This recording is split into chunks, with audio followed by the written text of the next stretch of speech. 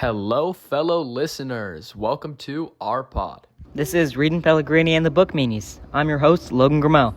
And I'm Czerwinski. We are here to inform you of a poppin' new story that came out in 2018, because I'm sure you all really want to hear about an exciting book.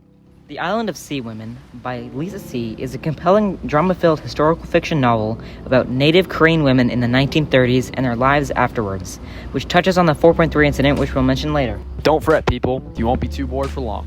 The Island of Sea Women revolves around Young-Sook, our protagonist, and her story as she ages from adolescence to old age, and more importantly, what she endures. She lives in a society of women in Korea called the Hanyeo, who provide the primary income for their families by diving deep into the sea and spearfishing. Young-Sook endured friendships and hardships throughout the story. This story's purpose is to show readers a different perspective of women's history that they may not have heard about before. Awareness of women's rights and sovereignty is a huge theme throughout the book, mentioned countlessly through Young-Sook. Yes, people, we have a special guest here today on the scene. Hi guys, sorry I'm late. I heard from your team about this podcast and I just had to show up. What perfect timing. How about this? Sit down, relax, here's a snack, and we have some questions laid out for you. Does your story teach readers about the humanities of life? Often, they're studied in upper levels of school, and in your opinion, which is shown the most?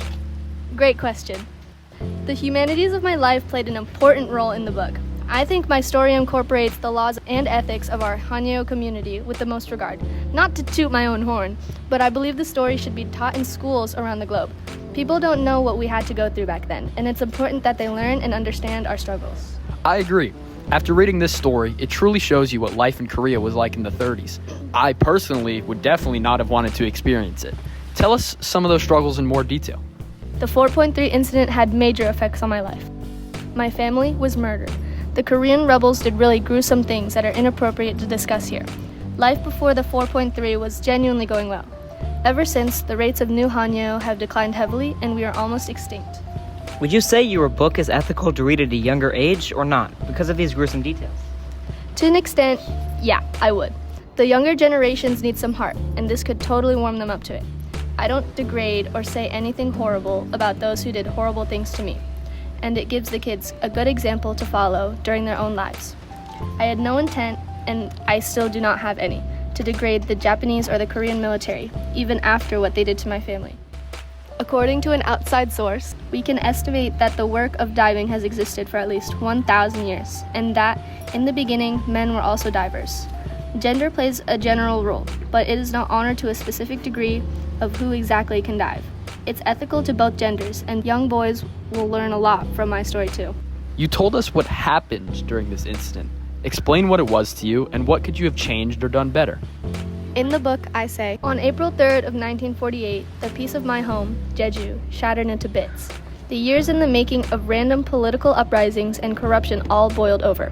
Hundreds of families were torn apart, men, women, and children. To this day, I am still haunted by what I saw. There are those who say no one survived the Bukchon massacre.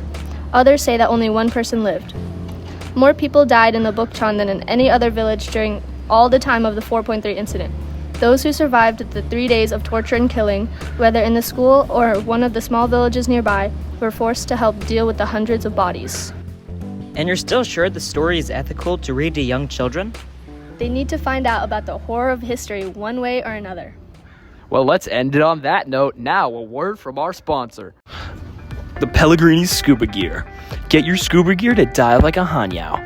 Have lots of fun and increase your diving stamina by 10,000 times. Only $13.99 at your local dive shop. Text SCUBA to 676-555-5555 for a bunch of new memories made. Thank you, and back to the pod. Make sure you go buy scuba gear from the Pellegrinis. Where were we? Let's get back on topic. How many friends had you made before the 4.3 incident, and where do they stand in your life today? I had made lots of friends over my diving career before the 4.3, some of whom included names like Do Sang, Gu Ja, and Gu Sun, yet none paled in comparison to that of my bestest of best friends, Mi Ja.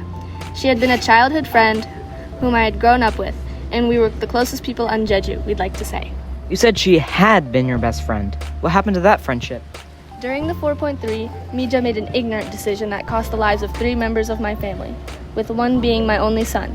She forced me to choose to save one of my family members, as the Korean rebels were invading. In the book, I say, my insides were being ripped apart. Rage and disappointment in Mija. Hope that somehow she'd still be able to help us. And desperation, because how could I possibly make the decision that she was demanding of me? Save my daughter, who would one day join me in the sea. Save Sung-soo, my oldest son, who would be able to provide for all of us when we reach the afterworld. Save Kyung-soo, who was his father's favorite. Was Mija trying to save anybody in her family, and maybe her perspective had been overlooked? What a time to be late, Mija. Sorry. Errands to do. Is that Young-Sook?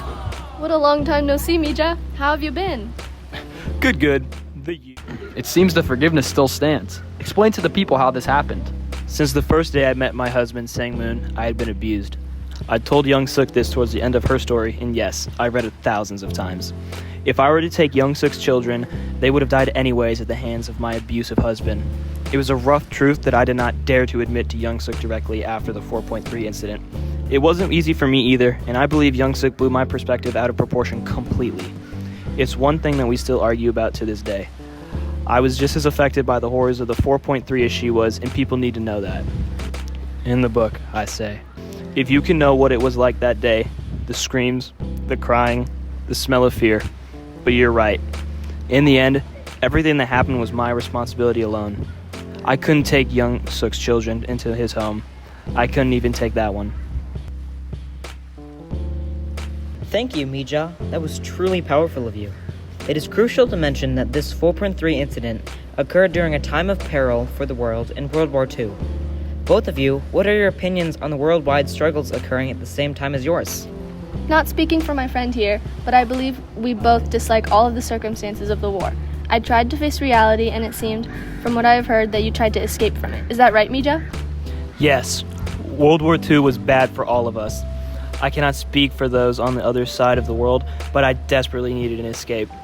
The night that they killed Young-Sook's family in front of our eyes haunted all of us, and I regret not telling her the truth years before. I wish all of you the best, and I think I have told you what you need to know. If you're wondering, this story should be told in all schools, starting primarily for the young children. They need to know this story. Your story, Young-Sook. Our story. That about wraps up this portion of the pod. Sorry, people. The violence that Young-Sook and Mija endured should never, ever be replicated.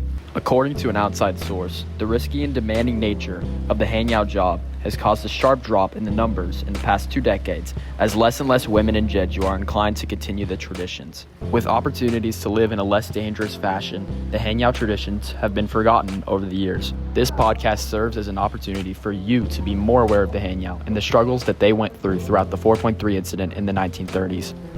Thank you all. This has been Reiden, Pellegrini, and the Bookmeanies. Signing out. Don't forget your scuba gear. Cheer if you want episode 2. A quick warning to those wanting to read this book. It contains scenes of abuse and extreme violence. Read at your own risk. Young-Sook and Mija are fictional characters used within the story to convey how terrible of atrocities were committed on Jeju Island during the 4.3 incident.